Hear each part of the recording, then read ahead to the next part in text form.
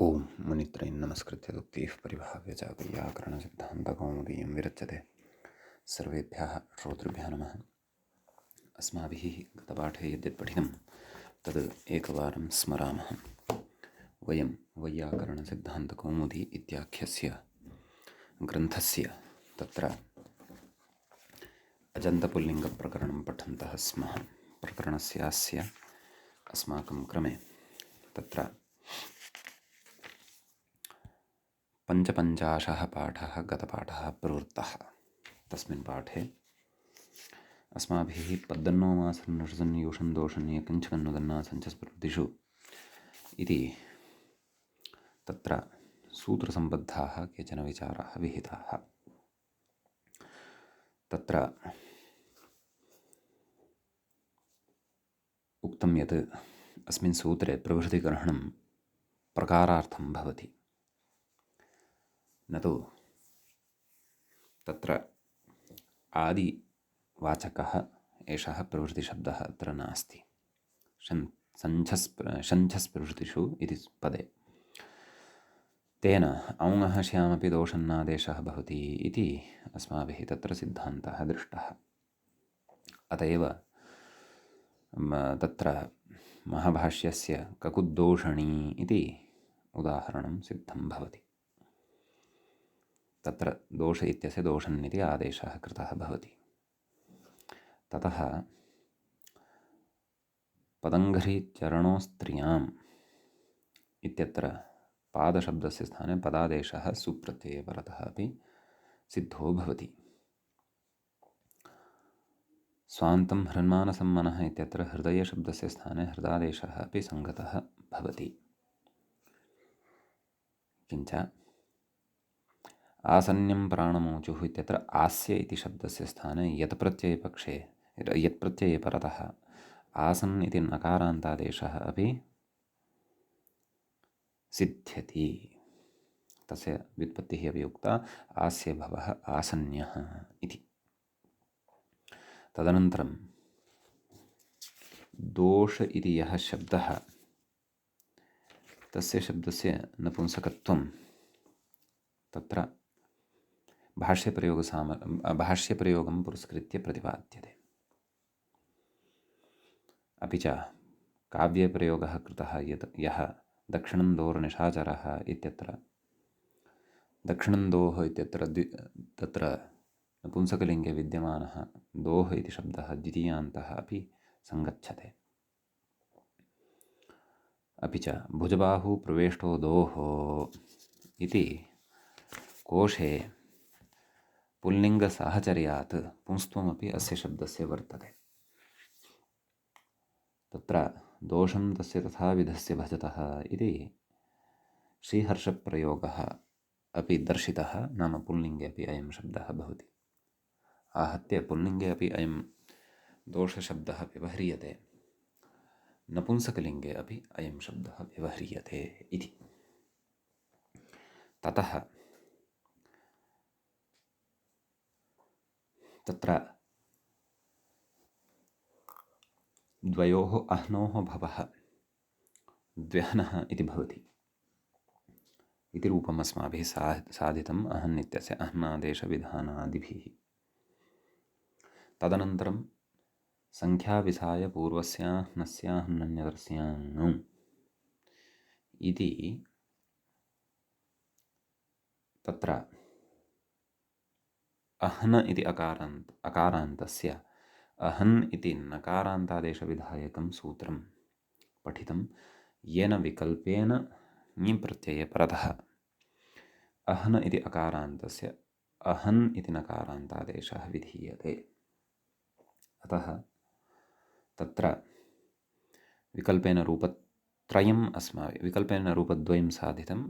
तत्र अहन् इति आदेशपक्षे तु तत्र रामे इति वदेव रूपं साधितम्। अतः आहत्य द्व्यह्नि, द्व्यहनि, द्यह्ने इति इमानि रूपाणि साधितानि।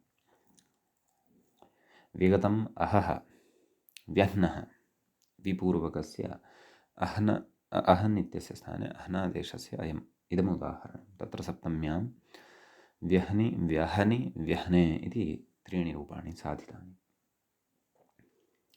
ततः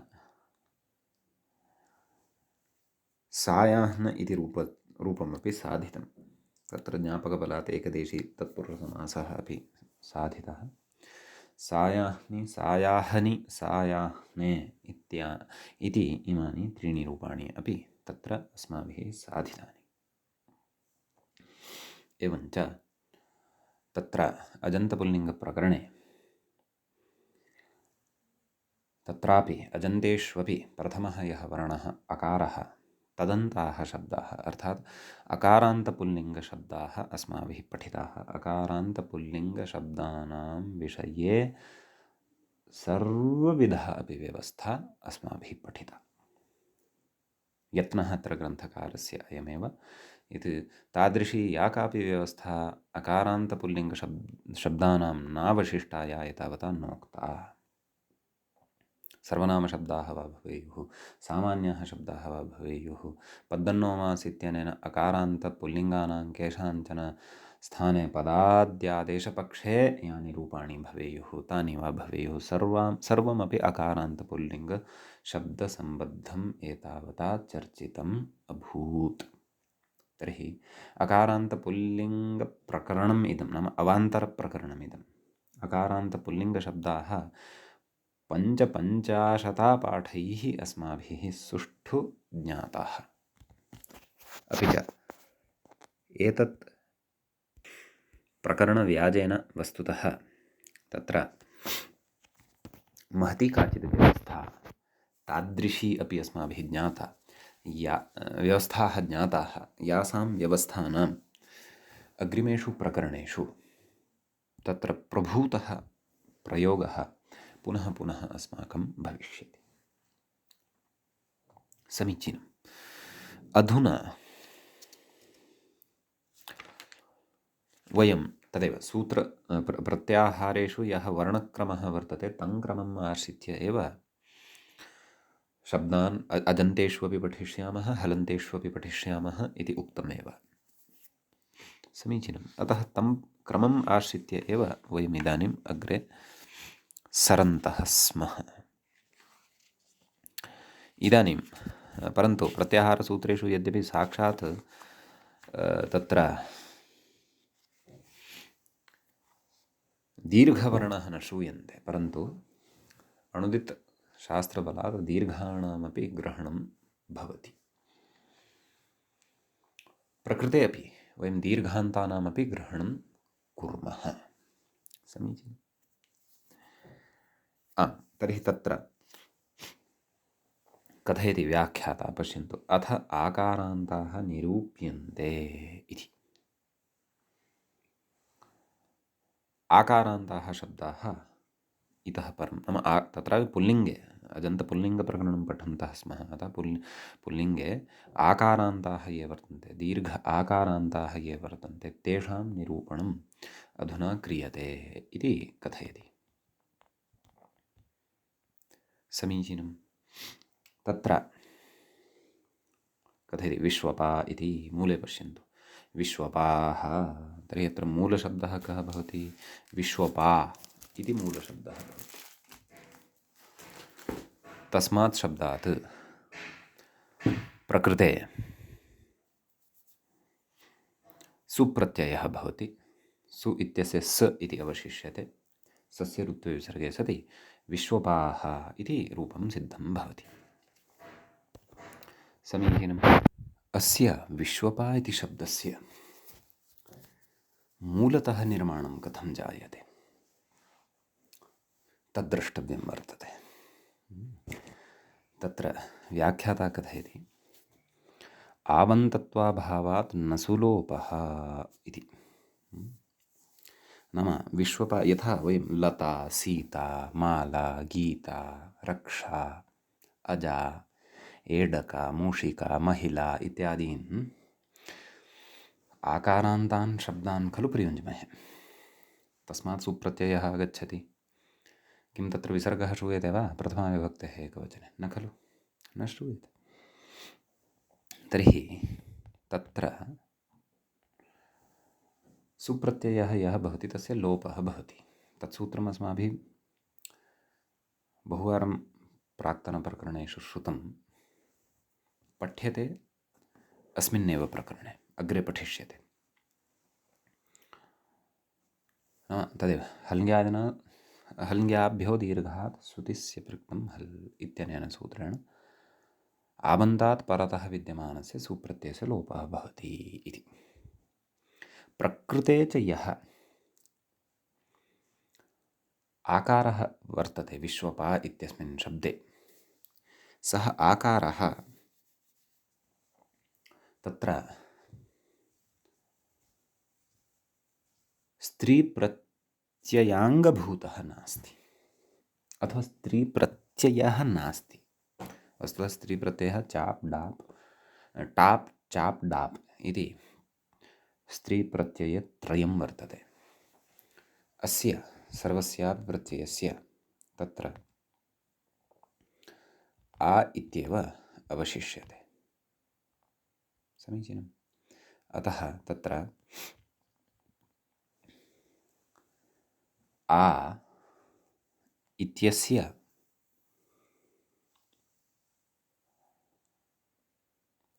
नाम एतेषां प्रत्ययानां सकाशात् यः आ अवशिष्यते सः स्त्रीलिङ्गस्थः, सः आ अत्र नास्ति। कस्मिन्? विश्वपा इत्यस्मिन् शब्दे। एषः आ तु भिन्नः एव वर्तते। कथं भिन्नः अस्ति तदग्रे ज्ञास्यते यदा वयम् अस्य व्युत्पत्तिं द्रक्ष्यामः।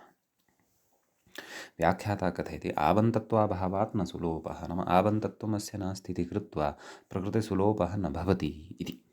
अग्रे कथयति एतदर्थमेव हल्ङ्यादिसूत्रे सत्यपि दीर्घग्रहणे आवग्रहणम् इति भावः इति। हल्ङ्याभ्यो दीर्घात् इति। आप् इति दीर्घः भवत्येव खलु, एवं ङी इत्यपि दीर्घः भवत्येव खलु। तर्हि दीर्घात् आकारात्, दीर्घात् ईकारात्, नाम आप् रूपात् दीर्घात्, ङी रूपात् ईकारात् दीर्घात् परतः सुलुप्यते इति वक्तुं तत्र नाम आप् इ अनयोः विशेषणं तत्र दीर्घ इति पदं प्रयुक्तम्। हल्ङ्याभ्यो दीर्घात् सुतिस्य प्रयुक्तं हलित्युक्तम्। तर्हि तत्र दीर्घात् इत्येव उक्ते सति आप् ग्रहणं न कर्तव्यम् अथवा ङीप् ग्रहणं न कर्तव्यं, यतः स्त्रीप्रत्ययस्य आपः सकाशात् आ इत्येव खलु अवशिष्यते।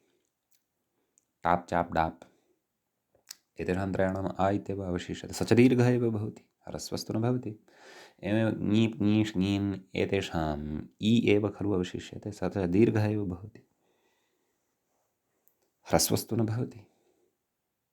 अतः तत्र यदि आप् ग्रहणं ङीप् ग्रहणं च यदि न क्रियेत, अथवा आप् ग्रहणं प्रकृते आपः एव चर्चा अत्र क्रियमाणा वर्तते, आप् ग्रहणं यदि न क्रियेत हल्ङ्यादिसूत्रे, तर्हि यः कोऽपि आकारः स्त्रीप्रत्ययभूतः आकारः वा अथवा स्त्रीप्रत्ययभिन्नः आकारः वा भवतु, तस्मात् परतः सुप्रत्ययस्य लोपः भवति स्म। यथा प्रकृते विश्वपा इति शब्दः इत्यत्र यः आकारः श्रूयते सः न आपः सकाशात् लब्धः आकारः, सः आपः भिन्नः आकारः वर्तते। एवं खलु। अतः तस्य आ इति वर्णस्य, तस्मात् आ इति वर्णात् परतः विहितः यः सुप्रत्ययः तस्य लोपः न भवति, सः तथैव तिष्ठति। सुप्रत्ययः तस्य रूपं विसर्गश्च भवति, विश्वपाः इति रूपं सिद्धं भवति। एषः आशयः अस्याः पङ्क्तेः वर्तते। एतदर्थमेव हल्ङ्यादिसूत्रे सत्यपि दीर्घग्रहणे आपग्रहणमिति भावः इति। इतोपि स्पष्टतया अस्याः पङ्क्तेः भवताम् अर्थग्रहणं हल्ङ्यादिसूत्रपठनानन्तरं भवेत्। यदि सामान्यतया अधुना एव भवतां हल्ङ्यादिसूत्रस्य अर्थः बुद्धौ अस्ति, तर्हि अधुनापि एतत् पङ्क्तिद्वयस्य अर्थावगमनं सरलतया भवितुम् अर्हत्येव। परन्तु विशेषेण तु पङ्क्तेः अस्याः अवगमनं यदि कर्तव्यं तर्हि तु हल्ङ्यादिसूत्रस्य सामान्यो वा अर्थः अस्माकं ज्ञातः स्यादेव। समीचीनं भवतु। तर्हि विश्वपा इति शब्दः कथम् आकारान्ततां भजते? एवं किल, तत्र यः आकारः सः कुतः लब्धः? सः स्त्रीप्रत्ययस्य आपः सकाशात् लब्धः आकारः न इति कथम् इति चेत् उच्यते। तदर्थमेव व्युत्पत्तिः अग्रे उच्यते। कथयति विश्वं पाति रक्षति।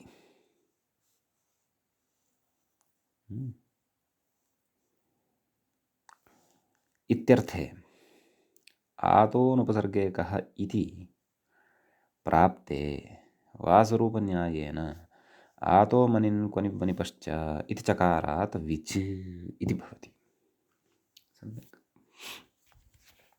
इदानीमत्र यद्यपि इतः पूर्वं सामान्या व्युत्पत्तिः भवद्भिः श्रुता स्यात् विश्वपा इति शब्दस्य। विश्वं पाति इति विश्वपाः इति तावदेव। विश्व इति पदपूर्वकत्वात् पा इति धातुः भवति। तस्मात् कश्चन प्रत्ययः क्रियते, कृतप्रत्ययः, तस्य लोपः भवति, विश्वपा इति रूपं सिद्धं भवति। कृतध्यसमासाश्चित्तेन प्रातिपदिकसंज्ञा भवति। परन्तु अत्र विशेषः कश्चन उच्यमानः वर्तते। साधनीं विश्वपा इत्येव वर्तते, परन्तु कस्यचित् अन्यस्य तत्र प्राप्तिः या जायमाना वर्तते सूत्रस्य अथवा प्रत्ययस्य, तस्य निवारणम् अत्र उच्यमानं वर्तते। कथयति विश्वं पाति अर्थात् रक्षति। पारक्षणे इति धातुः भवति। विश्वम् इति कर्मणि उपपदे सति कथयति आतोनुपसर्गे कः इति सूत्रेण किमुच्यते? आकारान्तेभ्यः अनुपसर्गेभ्यः कर्मणि उपपदे सति कप् प्रत्ययः भवति इति अर्थः। एवं खलु? कप् प्रत्ययः यदि स्यात् तर्हि विश्व पा क। समीचीनं। क कित् अस्ति, तस्य अ अवशिष्यते। आदौ लोपि च इत्यनेन आकारस्य लोपः स्यात्। विश्व प अ विश्वप इत्येव तत्र प्रयोगः स्यात्। परन्तु प्रयोगः कः अपेक्षितः? विश्वपा इति प्रयोगः अपेक्षितः। अतः कप् प्रत्ययः नाम आतोनुपसर्गे कः इत्यस्य सूत्रस्य कृते सर्वं यद्यपि अत्र वर्तते, यानि यानि निमित्तानि अपेक्षितानि तानि सन्ति। आकारान्तः धातुः वर्तते पा, पुनश्च अनुपसर्गभूतम् उपपदं वर्तते विश्वम् इति। समीचीनं। कथयति इति प्राप्ते नाम कप् प्रत्ययस्य प्राप्तिः वर्तते, परन्तु कप् प्रत्ययः विश्वपा इति रूपस्य साधनाय नेष्टः। यदि कप् प्रत्ययः स्यात् तर्हि विश्वप इति अकारान्तता शब्दस्य स्यात्। सः नेष्टः। अतः उच्यते, किमुच्यते? इति प्राप्ते वासरूपन्यायेन इति।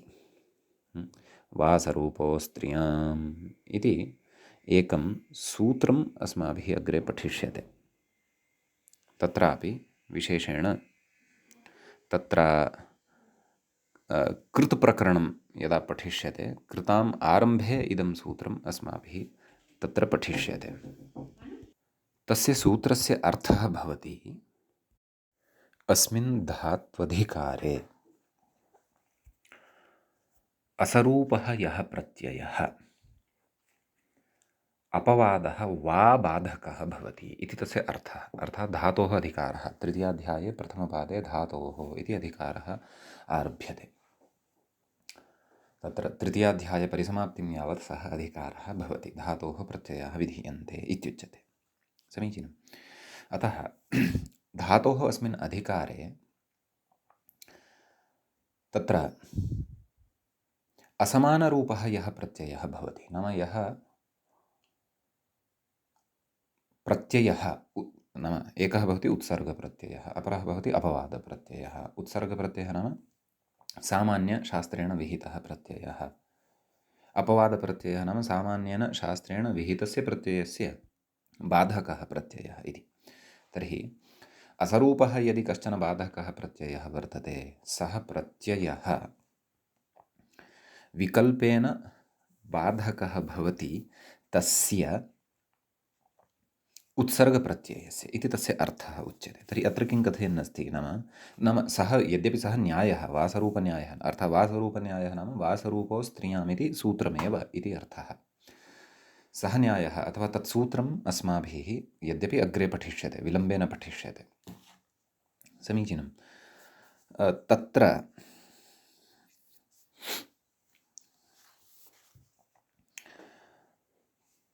प्रकृते किमर्थं तद् उच्यमानं वर्तते, अर्थात् प्रकृते विश्वं पाति इत्यस्मात् आतोऽनुपसर्गेकः इत्यनेन सूत्रेण कप्रत्ययः प्राप्तः भवति। परन्तु वासरूपन्यायेन आतो मनिन् क्वनि बनिपश्च इति चकारात् विच् इति, नाम अस्मिन् सूत्रे इदं सूत्रमपि अस्माभिः अग्रे पठिष्यते। अस्मिन् सूत्रे एतेन सूत्रेण उच्यते आकारान्तः यः धातुः तस्मात् परतः मनिन् प्रत्ययः, क्वनिप् प्रत्ययः, वनिप् इति प्रत्ययः च भवति। तत्र चकारात् च ग्रहणसामर्थ्यात् विच् इति प्रत्ययः अपि स्वीक्रियते गतसूत्रात्, समीचीनं। तर्हि प्रकृते असरूपः यः प्रत्ययः भवति सः प्रत्ययः विकल्पेन बाधकः भवति। तर्हि कप्रत्ययस्य विच् इति बाधकः, अपि च कप्रत्ययापेक्षया विच् इति प्रत्ययः असरूपः प्रत्ययः वर्तते। यद्यपि विचः तु किमपि नावशिष्यते अन्ततः, तत्र चकारस्य हलन्त्यमित्यनेन इति संज्ञा भवति, इकारः यः अस्ति तस्य उपदेशे जननासीत् इत्यनेन इति संज्ञा भवति, अवशिष्टः भवति वकारः, तस्य वेरपृक्तस्य इत्यनेन लोपः एव भवति। एवं खलु। अतः सर्वलोपी एषः विच् इति प्रत्ययः भवति।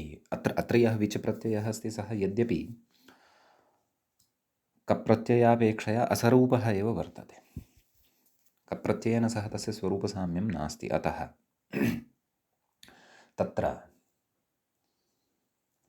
एषः कप्रत्ययस्य बाधकः भवति, अयं प्रत्ययः, समीचीनं। कप्रत्ययं प्रबाध्य एषः विच् प्रत्ययः उपतिष्ठते। तर्हि का स्थितिः भवति? विश्व पा अ, क्षन्तव्यं, विश्वपा विच्, विचः सर्वलोपः भवति, सर्वलोपी प्रत्ययः सः, विश्वपा इत्येव अवशिष्यते, समीचीनं। विच् इति प्रत्ययः कृतप्रत्ययः भवति। सः प्रत्ययः लुप्तश्चेदपि प्रत्ययलोपे प्रत्ययलक्षणम् इति न्यायेन प्रत्ययलक्षणत्वं समाश्रित्य कृदन्तः एषः विश्वपा इति शब्दः भवति।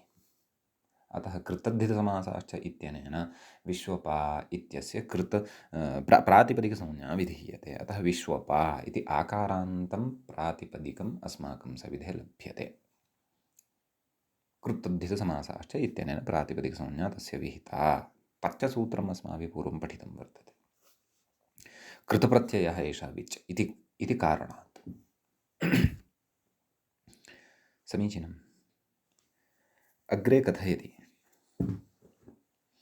यद्यपि तत्र एतावता अस्माभिः विश्वपा इति शब्दः साधितः, प्रथमविभक्तेः एकवचने विश्वपाः इति रूपं भवति, सम्यक्। अधुना अत्र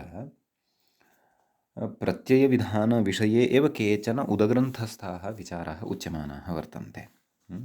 तान् विचारान् केवलं वयं शृणुमः। अग्रिमप्रकरणेषु यदा तत्तद्विचारसम्बद्धानि सूत्राणि अस्माकं पुरतः उपस्थितानि भविष्यन्ति तदा तेषां सन्दर्भे अपि वयं विस्तरेण ज्ञातुं शक्ष्यामः। ततः कदाचित् अत्रत्यः विचारः अपि अस्माकं विस्तरेण स्फुटीभविष्यति। अस्तु, कथयति, नाम मम अत्र इदमेव कथयितुम् अभिप्रेतं यत् इतः अग्रे यः विचारः क्रियमाणः वर्तते सः उद्ग्रन्थस्थः विचारः वर्तते। मूले विश्वपाः इत्यस्य साधनाय कथं विश्वं पाति इति, केन प्रत्ययेन विश्वपा इति शब्दः सिद्धः, तत्र पारक्षणे इति धातोः प्रातिपदिकं कथं तत्र निर्मितम् अभूत् इति सर्वम् अपि यावत् ज्ञातव्यमासीत् सद्यः मूलानुसारं तावत् ज्ञातं। समीचीनम्। अस्तु, कथयति अग्रे। यद्यपि तत्र विजुपे छन्दसि इत्यतः छन्दसि इत्यनुवर्तते। क्व आतो मनिन् क्वनिं वनिपश्च छन्दसि इत्यस्य अनुवर्तनं भवति विजुपे छन्दसि इत्यस्मात् सूत्रात्। तथापि वेदे अनेन विच्, एवं खलु, नाम वेदे अनेन सूत्रेण विच् प्रत्ययः भवति। केन? विजुपे छन्दसि। नैव नैव एतेन न। आतो मनिन् क्वनि वनि पश्चात् तत्र च इति खलु विहितः। चकारग्रहणसामर्थ्यात् तत्र विजपि स्वीक्रियते इत्युक्तं खलु, नाम विच् इति प्रत्ययोऽपि भवति। तत्सूत्रं प्रति, नाम आतो मनिन् क्वनि वनि पश्च इति सूत्रं प्रति विजुवे छन्दसि इत्यस्मात् सूत्रात् छन्दसि इत्यस्य अपि पदस्य अनुवर्तनं भवति। अतः छन्दसि इत्यस्य अनुवर्तनं यदि भवति तर्हि छन्दो नाम वेदः। समीचीनं। छन्दसि इत्यस्य अनुवर्तनं भवति इति कृत्वा प्रकृते तत्र छन्दस् वेदे एव एतेन सूत्रेण विच् प्रत्ययः वक्तुं शक्यते। केन? आतो मनिन् कुनि वनि पश्च इत्यनेन। तर्हि कथमत्र विच् विधीयते? विश्वपाः इति लोके व्यवह्रियमाणे सूत्रे, व्यवह्रियमाणे शब्दे अथवा व्यवह्रियमाणस्य शब्दस्य सिद्ध्यर्थं कथम् अत्र विच् इति उच्येत? आतो मनिन् क्वनि वनि पश्च इत्यनेन। तर्हि तत्र उच्यते लोके तु अन्येभ्योऽपि दृश्यन्ते इति विच्। तत्र एकं सूत्रं वर्तते, कृत्सु पठिष्यामः। अन्येभ्योऽपि दृश्यन्ते इत्यनेन सूत्रेण तत्र विच् भवति इति अस्माभिः तत्र द्रष्टव्यं। समीचीनं। नाम आतो मनिन् क्वनि वनि पश्च इत्यनेन न अन्येभ्योऽपि दृश्यन्ते, नाम अन्येभ्यः अपि धातुभ्यः तत्तत् उपपदेषु विद्यमानेषु विच् प्रत्ययः दृश्यते। अग्रे कथयति अन्ये तु क्विप्च इति सूत्रेण क्विबमाहुः। अन्ये आचार्याः अत्र विच् नास्ति, अत्र क्विप् अस्ति। इदमपि सूत्रम् अस्माभिः अग्रे कृत्सु एव पठिष्यते। किं? क्विप्च, एवं खलु। तत्र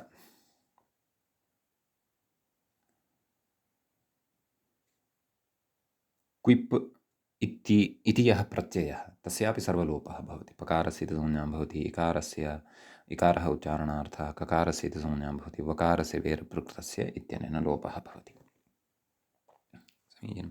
तदापि नाम कर्तृकुविं विधायापि विश्वपा इति शब्दः साधयितुं शक्यते इति केचन वदन्ति। समीचीनम्। अग्रे कथयति गुहास्थागापाजहातिसाङ्हलि इति इत्त्वं तु न, नाम क्विपि परतः एतेन सूत्रेण इत्त्वं तु न भवति, ईत्त्वं तु न भवति। यथा घुमास्था गा पा पा पा इति धातुः अस्ति तत्र सूत्रस्य मध्ये। तथा पाधातोः यकि परतः पीयते, दाधातोः दीयते, तत्र ईत्वं भवति। तद्वत् प्रकृते अपि विश्वपा इत्यस्मात् परतः क्विपि सति गुहास्थागापा इति सूत्रस्य सर्वेषु निमित्तेषु लब्धेषु सत्सु ईत्वं स्यात्। अतः तत्र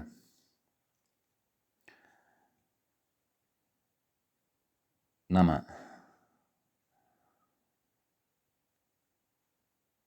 विश्वपी इति स्यात्, तत्तु न भवति। कुतः न भवति? अग्रे उच्यते वकारे ईत्वप्रतिषेधः इति वार्तिकात्। नाम वकारे परतः यद्यपि वकारः लुप्यते परन्तु प्रत्ययलक्षणत्वेन यदि अस्ति तर्हि अपि तस्मिन् वकारे परतः ईत्वप्रतिषेधः इति वार्तिकेन ईत्वस्य प्रतिषेधः उच्यते।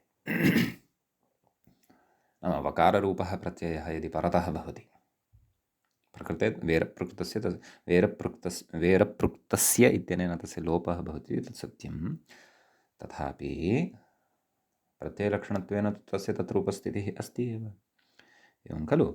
अतः तादृशे वकारे परतः ईत्वं न भवति, वकारे ईत्वप्रतिषेधः इति वार्तिकद्वारा प्रतिषेधसामर्थ्यात् इति भावः। समीचीनं। ततः कथयति क्वनिपि पावानः इत्येतदर्थं तस्यावश्यकत्वात् इति। नाम क्वनिपि क्वनिप्रत्ययः यदा परतः भवति, क्वनिपि परतः पावानः इति रूपस्य सिद्ध्यर्थं तस्य आवश्यकत्वात्। तस्य कस्य? ईत्वं तु पावानः इत्यत्र नास्ति, एवं खलु?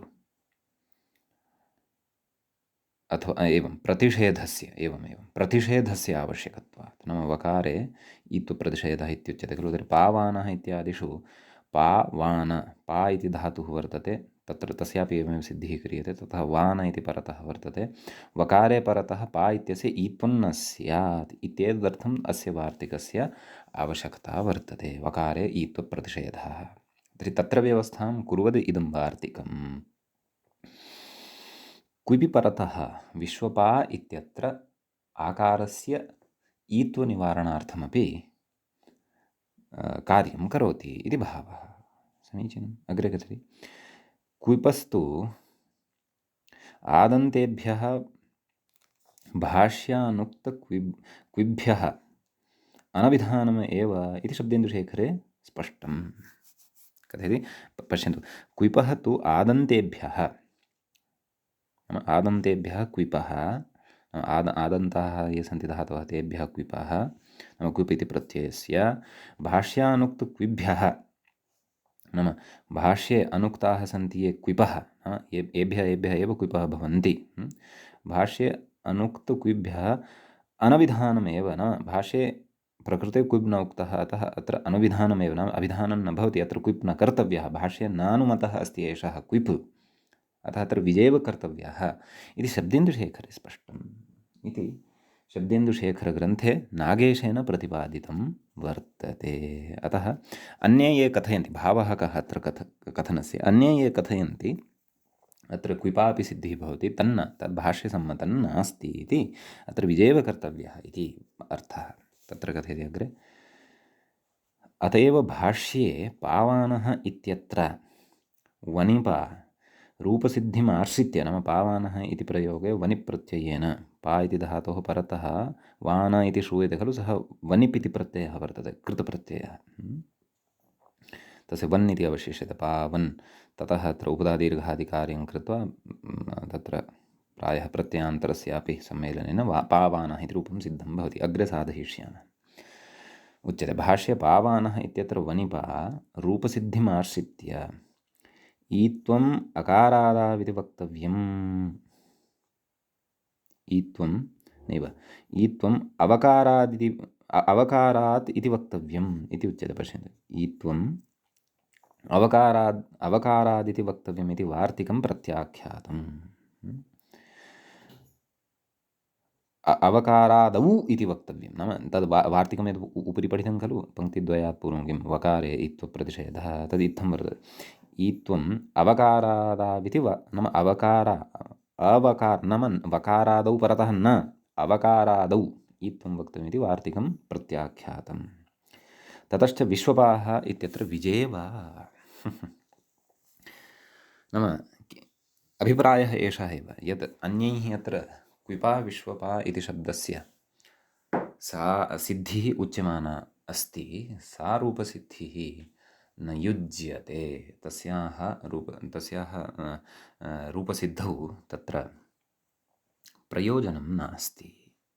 प्रयोजनं न, भाष्यविरोधः वर्तते, प्रयोजनं तु स्यादपि, भाष्यविरोधो वर्तते, अतः अत्र विजयेव वक्तव्यः इति शब्देन्दुशेखरे नागोजिभट्टेन प्रतिपादितं वर्तते इति भावः। समीचीनम्। तर्हि एतावता विश्वं पाति इति विश्वपा इति सत्यं, परन्तु तत्र कृतप्रत्ययः कः इति चेत् विच् इत्येव सिद्धान्तः, न तु क्विप्। एते च प्रत्ययाः केषु केषु अर्थेषु भवन्ति, सद्यः कर्तृर्थे इति भवन्तः मनसि स्थापयन्तु। कृतप्रत्ययानां विस्तरेण अर्थान् वयम् अग्रिमेषु प्रकरणेषु पठिष्यामः, कृदन्तप्रकरणं यदा पठिष्यामः तदा। समीचीनम्। आम्, ततः अग्रे कथयति। व्याख्यातारं पश्यन्तु। विश्वपा औ इति स्थिते प्रथमयोः पूर्वसवर्णः इति प्राप्ते विश्वपा औ प्रथमयोः पूर्वसवर्णः इति सूत्रं पठितं खलु अस्माभिः पूर्वं। पूर्वसवर्णदीर्घः प्राप्तः एवं खलु। यदि पूर्वसवर्णदीर्घः अत्र स्यात् तर्हि किं रूपं स्यात्? पूर्वं कः आ, परतः कः औ, अनयोः द्वयोः स्थाने पूर्वस्य दीर्घः अर्थात् आ इति स्यात्। तर्हि किं रूपं स्यात्? विश्वपा इत्येव प्रथमाविभक्तेः द्विवचने अपि रूपं स्यात्। परन्तु रूपम् अपेक्षितं किं वर्तते इति चेत् विश्वपौ इति रूपम् अपेक्षितं वर्तते। समीचीनं। ततः एषा शङ्का अस्माभिः रामौ इत्यत्रापि कृता खलु। राम औ इत्यवस्थायां प्रथमयोः पूर्वसवर्णः इत्यनेन पूर्वसवर्णदीर्घः प्राप्तः भवति, परन्तु तत्र नादी चेति आरभ्यते। अकारात् इचि परतः पूर्वसवर्णदीर्घो न भवति, तस्य अर्थः अस्माभिः दृष्टः। अतः प्रकृते अपि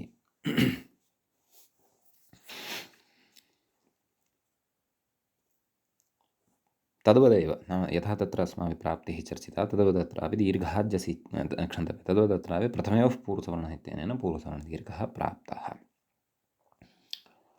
परन्तु पूर्वसवर्णदीर्घः अत्र नापेक्षितः। यतोहि प्रयोगः वृद्धियुक्तः विश्वपौ इत्येव अपेक्षितः वर्तते। पूर्वसवर्ण दीर्घयुक्तः विश्वपा इति प्रयोगस्तु अनभीष्टः एव वर्तते इति भावः। समीचीनं। ततः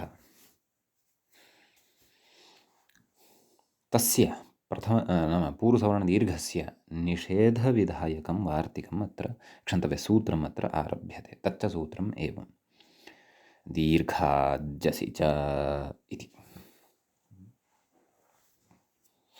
अत्र सूत्रे त्रीणि पदानि वर्तन्ते।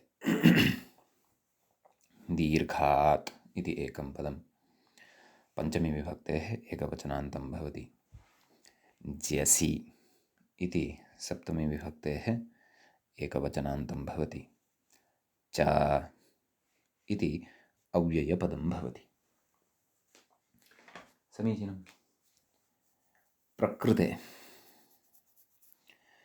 किं किम् अनुवर्तते तत् पश्यन्तु। व्याख्याता कथयति प्रथमयोः इत्यतः पूर्वसवर्णः इति।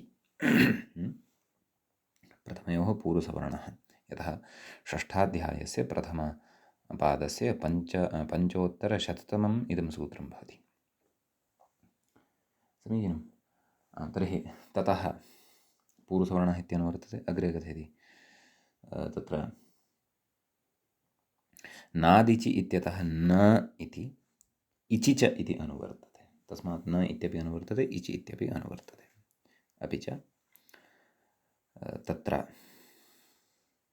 अकस्सवर्णे दीर्घः इत्यस्मात् सूत्रात् दीर्घः इत्यपि अनुवर्तते।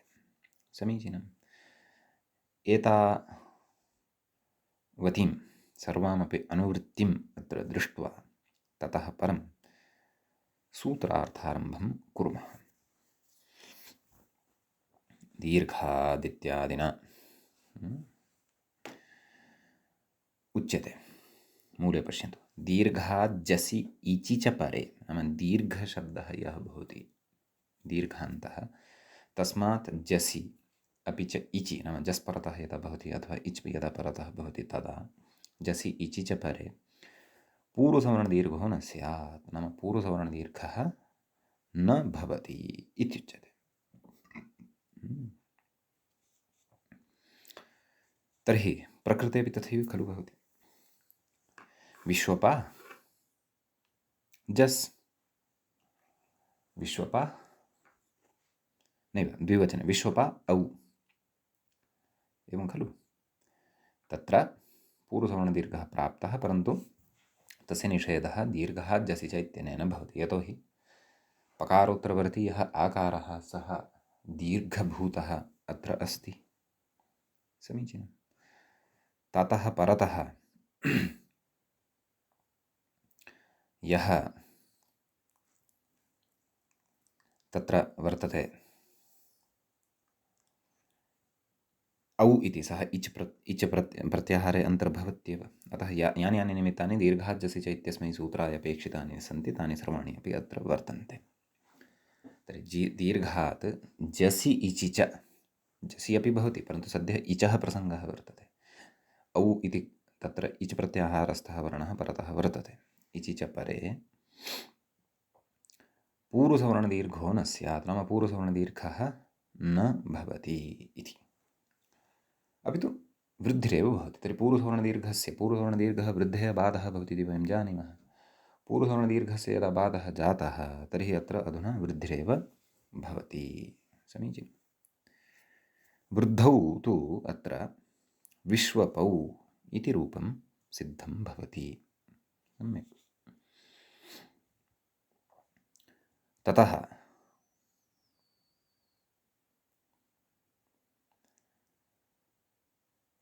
अग्रे अत्र केचन विचाराः उच्यमानाः वर्तन्ते। मूले आदौ पश्यन्तु, तत्र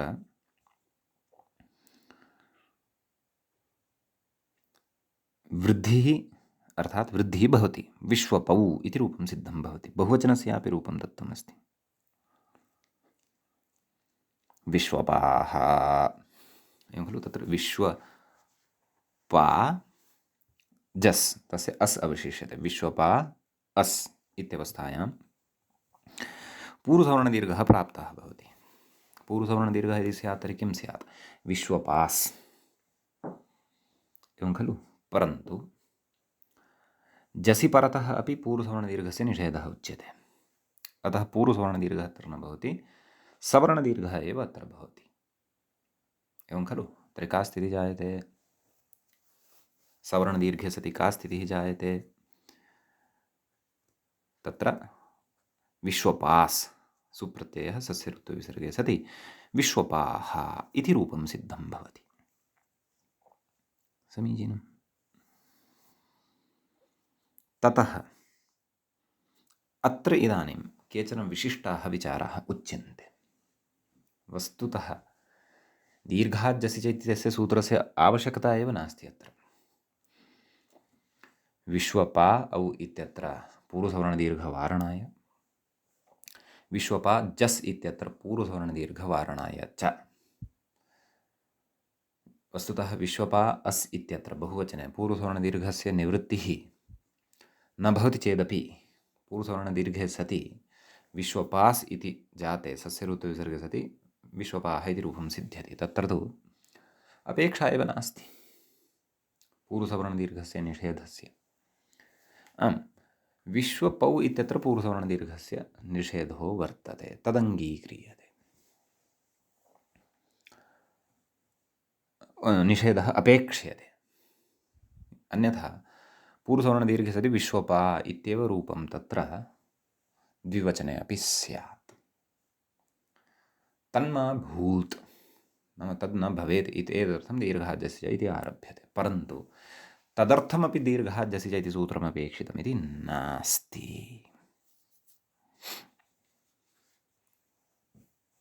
कुतः नास्ति? कुतः अस्य अपेक्षा नास्ति अत्र कथयति।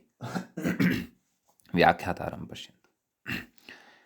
नन्विदं सूत्रं व्यर्थं, नाम एतत् सूत्रमेव व्यर्थं। किं? नादिचि। यदि भवन्तः वदन्ति विश्वपा औ इत्यत्र सवर्णदीर्घः न भवतु, विश्वपा जस् इत्यत्र सवर्णदीर्घः न भवतु, एतदर्थमिदं सूत्रम् आरब्धव्यं, तर्हि तु इदं सूत्रं सर्वथा व्यर्थं, नापेक्षितम्। कुतः? नादिचि इत्येव सिद्धेः। नादिचि इत्यनेनैव खलु पूर्वसवर्णदीर्घस्य निवृत्तिः भवति। न आत् इचि। तत्र आत् इति तप्रकरणं तु नास्ति, तत्तु पञ्चम्यन्तं वर्तते अकारस्य, तेन दीर्घस्यापि आकारस्य ग्रहणं भवत्येव।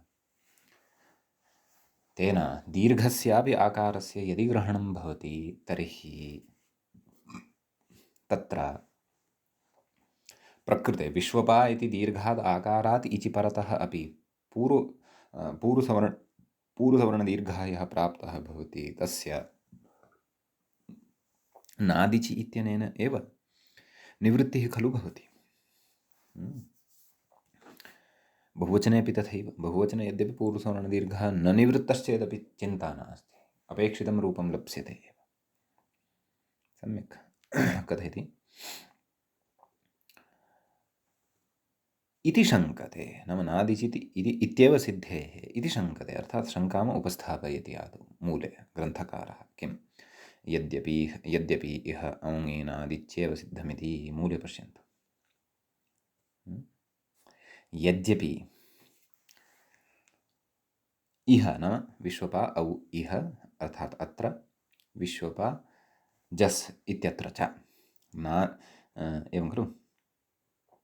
औङि नाम औङि परतः, औङ् अर्थात् औ इति प्रत्यये परतः नादिचि, औ अपि च औट्, औटः विषये अपि एवमेव चिन्तनीयः, अर्थात् द्वितीया द्विवचने अपि इदमेव चिन्तनीयं। नादिचि इत्येव सिद्धं, तेनैव सिद्धं भवति। कथयति व्याख्यातारं पश्यन्तु। ननु विश्वपा जस् अर्थात् विश्वपा अस् इति स्थिते पूर्वसवर्णदीर्घनिषेधार्थमिदं सूत्रम् आवश्यकम्। तत्र नादिचि इत्यस्य अप्रवृत्तेरित्यतः, नाम बहुवचने तु नादिचि इति न प्रवर्तते खलु, परन्तु बहुवचने अपि अस्य अपेक्षा वर्तते, पूर्वसवर्णदीर्घस्य निषेधस्य अपेक्षा वर्तते। तत्र तु नादिचि इत्यनेन सेत्स्यति, तत्र उच्यते जसित्विति। मूले पश्यन्तु, जसि तु पूर्वसवर्णदीर्घे अपि क्षतिर्नास्ति। नाम जसि यदि रामास् नाम रामजस्, तत्र रामास् पूर्वसवर्णदीर्घेण एव खलु रामाः इति रूपं साधितं वा न वा। जसि तु मूले पश्यन्तु, जसि तु सत्यपि पूर्वसवर्णदीर्घे क्षतिर्नास्ति, नाम या कापि क्षतिर्नास्ति, विश्वपाः इति रूपं लप्स्यते एव। अग्रे उच्यते, नाम अस्य जसित्विति इत्यस्य व्याख्यानं कथयन् अस्ति। किं मास्तु पूर्वसवर्णदीर्घनिषेधः, नाम पूर्वसवर्णदीर्घस्य निषेधः मा भूत्, न भवतु। पूर्वसवर्णदीर्घे सत्यपि जसि विश्वपाः इति सिद्ध्यति खलु, तदेव वयं वदन्तः स्मः। कथयति तन्निषेधे सत्यपि, नाम तस्य निषेधः कृतश्चेदपि अकस्सवर्णदीर्घः इति कृतेपि विश्वपाः इत्येव रूपं सिद्ध्यति। भिन्नं रूपं किम्, अस्य निषेधं कृत्वा, नाम अत्र पूर्वसवर्णदीर्घस्य निषेधं कृत्वा क्व गन्तव्यम्, अकस्सवर्णे दीर्घः इत्यत्रैव खलु गन्तव्यं। तेन अत्र पूर्वपरयोः स्थाने सवर्णदीर्घ एकादेशः एव खलु करिष्यते।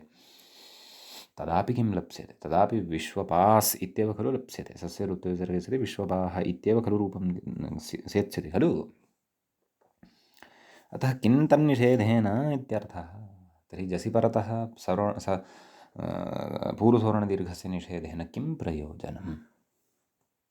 औङि परतः अर्थात् औ प्रथमाद्विवचने, औ द्वितीयाद्विवचने च परतः अपि प्रकृते निषेधेन किं प्रयोजनं, यत्किमपि प्रयोजनमस्ति वा इति परिहरति। तथापि इति एवं खलु। मूले पश्यन्तु, तथापि नाम समाधानं ददाति, भोः व्यर्थं नास्ति इदं सूत्रम्, अस्य सूत्रस्य आवश्यकता अस्त्येव, नितान्तं वर्तते एव इति कथयति। तथापि मूले तथापि गौर्यः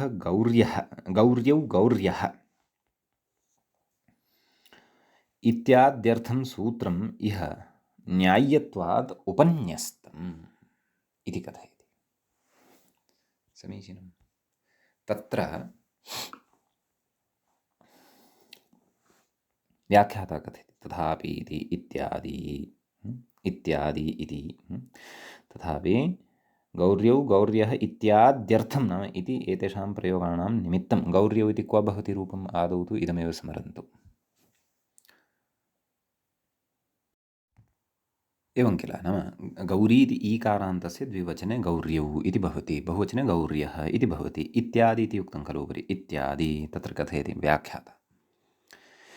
आदिना नाम इत्यादि इत्यत्र आदिशब्दः यः पठितः तेन लक्षम्यौ इत्यादि सङ्ग्रहः, नाम लक्षम्यौ लक्षम्यः इत्यादीनां तत्र सङ्ग्रहः ज्ञेयः इति भावः। समीचीनं।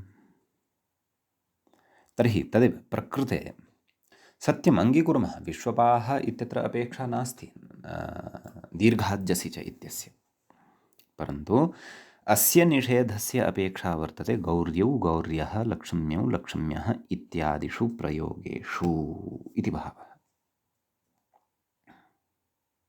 तत्र कथं कथयति, तत्र नादिचि इत्यस्य अप्रसक्त्या तन्निषेधः आवश्यकः इति भावः। एवं खलु।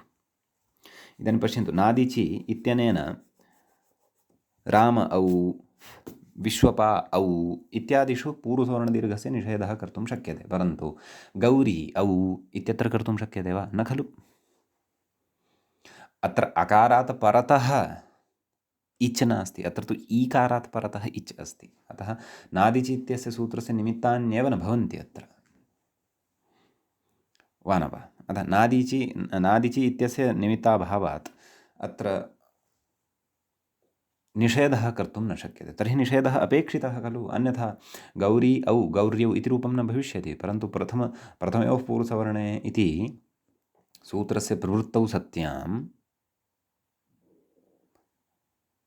गौर्यौ इति न भविष्यति, गौरी इत्येव भविष्यति। यतः पूर्वः कः ईकारः, परतः कः औकारः, द्वयोः अपि अनयोः उभयोः स्थाने गौरी पूर्वः यः वर्तते ईकारः स एव अत्र सवर्णदीर्घत्वेन भविष्यति, गौरी इत्येव। परन्तु अत्र सवर्णदीर्घः न भवतु, तदर्थं दीर्घाज्जसि च इति अपेक्षितं। दीर्घाज्जसि च इत्युक्ते सति तु गौरी इत्यत्र दीर्घः वर्तते, ईकारः, तस्मात् परतः जसपि वर्तते, अतः तस्य जसः च अस् अवशिष्यते। गौरी अस् इत्यवस्थायां प्रथमयोः पूर्वसवर्णः इत्यस्य बाधः दीर्घः जसि च इत्यनेन भवितुम् अर्हति, यतः इच् प्रत्याहारस्थः औ वर्णः परतः वर्तते, गौरी इत्यत्र च दीर्घः ईकारः वर्तते। अतः अत्र पूर्वसवर्णदीर्घो न भवति, अपि तु यण एव भवति, गौरी औ गौर्यौ इति रूपं भवति। यतः यणः अपि पूर्वसवर्णदीर्घः अपवादः भवति, अतः पूर्वसवर्णदीर्घस्य यदा बाधः अत्र जायते तदा यणसावकाशः भवति, स च बाधः दीर्घाज्जसि च इत्यनेन क्रियते इत्यर्थः। समीचीनम्। बहुवचने अपि एवमेव वर्तते, गौरी अस् गौरी जस् गौरी अस् इत्यवस्थायां गौर्यस् इति खलु भवति।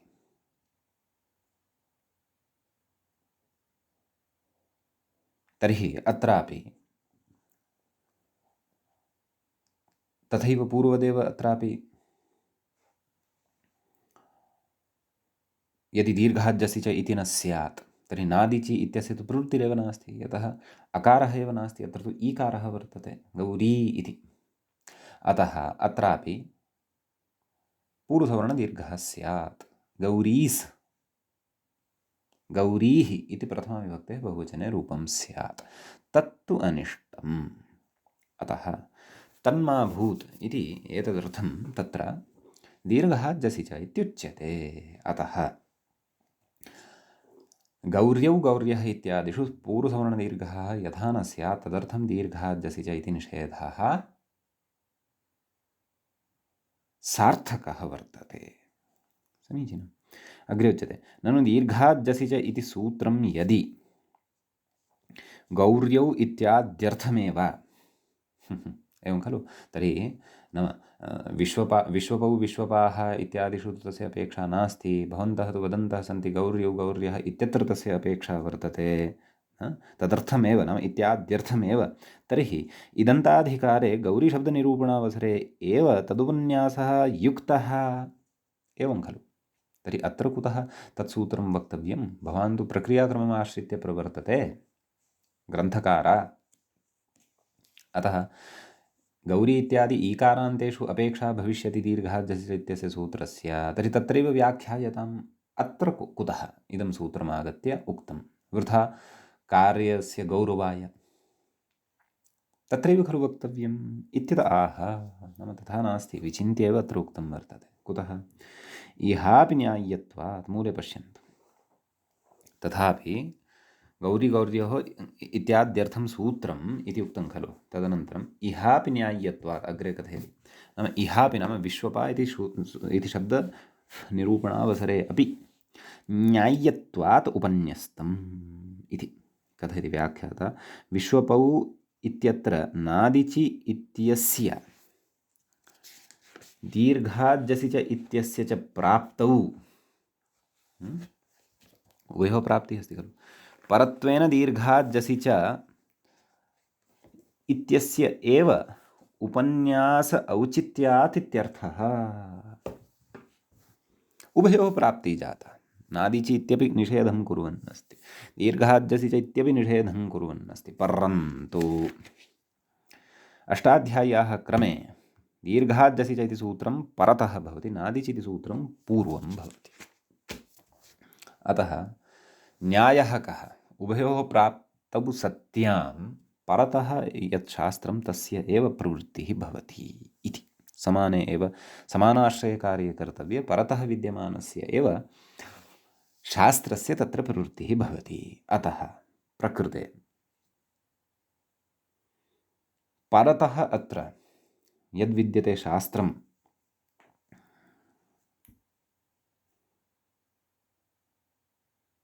दीर्घाज्जसि च तदेव न्याय्यत्वात् अत्र पूर्वसवर्णदीर्घस्य निषेधाय प्रयोक्तुं युज्यते। यद्यपि नादिचित्यनेनापि सिद्ध्यति, परन्तु नादिचित्यस्य अत्रैव अवकाशः अस्ति इति नास्ति, तस्य अन्यत्रापि अवकाशः वर्तते रामौ इत्यादिषु। दीर्घाज्जसि च इत्यस्यापि अत्रैव अवकाशः वर्तते इति नास्ति, गौर्यौ गौर्यः इत्यादिषु अपि अवकाशः अस्य वर्तते। तथापि न्याय्यत्वात् नाम परत्वात् पूर्वपरशास्त्रापेक्षया परशास्त्रस्य एव प्रवृत्तिः भवति इति उक्तत्वात् प्रकृते दीर्घाद्जसि च इत्यस्य एव प्रयोगः उचितः। समीचीनं। तर्हि अत्र प्रथमाविभक्तौ रूपाणि विश्वपाः इति एकवचने साधितं, द्विवचने विश्वपौ, बहुवचने च विश्वपाः इत्येवं रीत्या रूपाणि भवन्ति। समीचीनम्। अग्रे कथयति अमिपूर्वः विश्वपाम्। अमिपूर्वः इत्यत्र तदेव द्वितीया विभक्तिः अस्ति, अं प्रत्ययः भवति, विश्वपा अम् इत्यवस्थायां पूर्वरूपं भवति। एवं खलु। विश्वपा अं विश्वपाम्, यथा रामम् इत्यत्र कृतं। पूर्वः कः? आकारः। परः कः? अम् इत्यस्य अकारः। अनयोः स्थाने पूर्वरूपं भवति, पूर्वश्च आ, अनयोः द्वयोः स्थाने आ इत्यस्य एव रूपं भवति। अतः विश्वपाम् विश्वपाम् इति रूपं सिद्धं भवति। अग्रे कथयति व्याख्याता औटि विश्वपौ। यथा प्रथमाविभक्तेः एकवचने अस्माभिः रूपं साधितं, तद्वत् द्वितीयाविभक्तेः द्विवचने अपि तथैव रूपम्। अत्रापि पूर्वसवर्णदीर्घस्य प्राप्तिः यथा पूर्वं प्रदर्शनीया, परन्तु तथापि अत्र पूर्वसवर्णदीर्घस्य बाधः दीर्घाज्जसि नाम निषेधः दीर्घाज्जसि च इत्यनेन ततः वृद्धिः भवति। विश्वपौ इति रूपं सिद्धं भवति। बहुवचने अत्र सन्ति केचन विशेषाः। कथयति अग्रे शसि विश्वपा अस् इति स्थिते, शसः अपि अस् इत्येव खलु अवशिष्यते। पूर्वसवर्णदीर्घे प्राप्ते नाम पूर्वसवर्णदीर्घः प्राप्तः भवति। सम्यक्। तर्हि तत्र विशेषः कश्चन आरप्स्यते। तत्र पूर्वसवर्णदीर्घः नापेक्षितः, ततः पूर्वमेव विश्वपा इत्यत्र पकारोत्तरवर्तिनः आकारस्य लोपः अपेक्षितः। तच्च वयम् अग्रिमसूत्रद्वारा पठिष्यामः, करिष्यामश्च। अद्य तावत् एतावानेव पाठः अत्र उपसंह्रियते, मङ्गलं क्रियते। मुनित्रयं नमस्कृत्य उक्तिः परिभाव्य च वैयाकरणसिद्धान्तकौमुदीयं विरच्यते। एवञ्च अजन्तपुल्लिङ्गप्रकरणस्यास्य एषः षट्पञ्चाशत्तमः पाठः अथवा षट्पञ्चाशः पाठः सम्पन्नतां गतः। नमः सर्वेभ्यः श्रोतृभ्यः।